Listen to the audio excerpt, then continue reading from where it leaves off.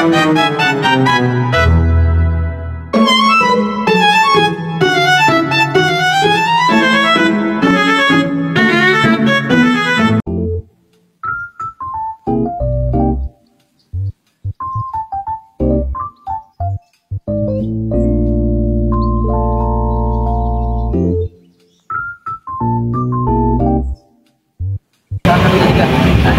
warahmatullahi wabarakatuh. Saya akan mempresentasikan kelompok kalian yaitu kelompok 8 membahas tentang materi yaitu organisasi. Apa sih organisasi itu? Organisasi itu sebuah ya.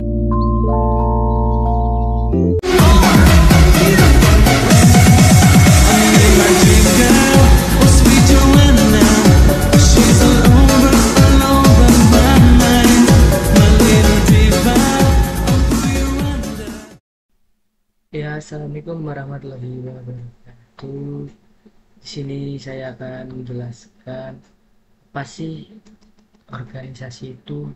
Organisasi itu adalah proses penggabungan pekerjaan yang para individu tahu kelompok-kelompok harus melakukan dengan bakat-bakat yang diperlukan untuk melaksanakan tugas-tugas terkait memberikan saluran yang terbaik untuk pemakaian yang efisien, terutama yaitu konsep-konsep dasar organisasi. Konsep dasar organisasi yaitu definisi organisasi yang pada dasarnya digunakan sebagai tempat atau wadah bagi orang yang berkumpul, bekerja sama secara nasional, sistematis, terencana, terpimpin, dan terkendali. Apalagi sebagiannya itu digunakan untuk efektif untuk mencapai tujuan organisasi. Unsur-unsur organisasi yang pertama pasti ada orangnya, lingkungan, struktur organisasi, dan tujuan bersama, kerjasama, dan peralatan daya dan sumber daya lain.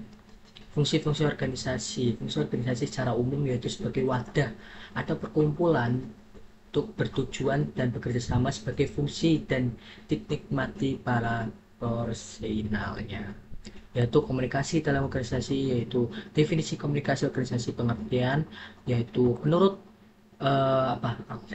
keliru dan satu ilmuwan yang semuanya dirumuskan dengan wacana definisi komunikasi organisasi. Mereka menjelaskan bahwa komunikasi ialah sebuah perilaku berkomunikasi yang terjadi di suatu organisasi tersebut. Dan bagaimana sih mereka yang terlibat proses itu melakukan transaksi serta memberi makna atas apa yang sudah terjadi. Arah komunikasi dalam organisasi yang pertama, komunikasi dari atas ke bawah atau downward communication. Yang kedua yaitu komunikasi dalam bawah, komunikasi dari ke bawah ke atas atau upward communication. Yang ketiga, komunikasi sesama atau horizontal communication. Yang keempat, komunikasi lintas saluran atau internet communication. Dan ada juga saluran komunikasi organisasi. Saluran komunikasi organisasi itu apa sih? Media atau cara di mana pesan dan informasi diramuskan dalam sebuah organisasi baik secara internal dan maupun eksternal. Jenis saluran komunikasi organisasi yang pertama ada formal, informal, verbal, nonverbal, tertulis, dan visual. Hambatan dalam komunikasi organisasi: menyiapkan spesifikasi selektif, kelebihan informasi, emosi, bahasa, kesulitan komunikasi, strategi meningkatkan komunikasi organisasi, pengembangan keterampilan komunikasi, menciptakan budaya komunikasi terbuka dan transparan, menggunakan teknologi yang tepat, pengembangan kepemimpinan yang partisipatif. Koordinasi dalam organisasi. Koordinasi adalah sebuah proses dalam menyatukan dan mengintegrasikan kepentingan bersama. Fungsi koordinasi yaitu untuk mencapai tujuan bersama dengan cara yang efektif dan efisien. Koordinasi sebagai kunci organisasi, memastikan semua bagian organisasi, departemen, tim, individu bekerja sesuai rencana dan tujuan bersama, mencegah tim tumpang tindih dan konflik antar bagian, memastikan sumber daya, waktu, uang, tenaga digunakan secara efisien, memastikan semua upaya bergerak ke arah yang sama untuk mencapai tujuan organisasi. Kita lanjut. Fungsi koordinasi. 1. Menciptakan keselarasan tujuan. 2. Meningkatkan efisiensi dan produktivitas. 3. Meminimalkan konflik dan kesalahpahaman. 4. Meningkatkan adaptabilitas dan responsivitas. 5. Membangun tim yang solid dan kolaboratif. Selanjutnya, tujuan dan manfaat koordinasi. Tujuan yang pertama, menciptakan nilai keefektifan dan keefisienan suatu organisasi dengan cara melakukan penyelarasan dalam berbagai kegiatan organisasi. Kedua, mencegah agar konflik tidak pecah dalam organisasi serta mengakomodasi kepentingan banyak pihak. Ketiga, memunculkan sikap yang saling peduli di antara anggota organisasi.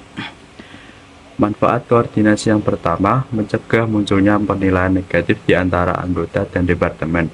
Kedua, mencegah terjadinya kekosongan kegiatan dalam organisasi. 3. Melahirkan sikap saling peduli dan saling membantu sesama anggota organisasi. Selanjutnya, jenis-jenis koordinasi. 1. Koordinasi intern. Jenis koordinasi ini terbagi lagi menjadi 3, yaitu koordinasi vertikal, horizontal, dan juga diagonal. Kedua, koordinasi ekstern. Jenis koordinasi ini adalah suatu bentuk relasi antara organisasi dan anggotanya dengan lingkungan yang di luarnya. Selanjutnya, ruang lingkup koordinasi. 1. Koordinasi dalam individu. Kedua, koordinasi antara individu dalam suatu kelompok. Ketiga, koordinasi antara kelompok dalam suatu perusahaan. Keempat, koordinasi antara perusahaan. Kesimpulan yang kita ambil dari organisasi tersebut, organisasi, komunikasi, dan koordinasi merupakan 3 elemen kunci yang saling berkaitan dan menentukan efektivitas organisasi modern. Organisasi harus memiliki struktur dan tujuan yang jelas, didukung oleh komunikasi yang terbuka dan efektif untuk memastikan kelancaran aliran informasi.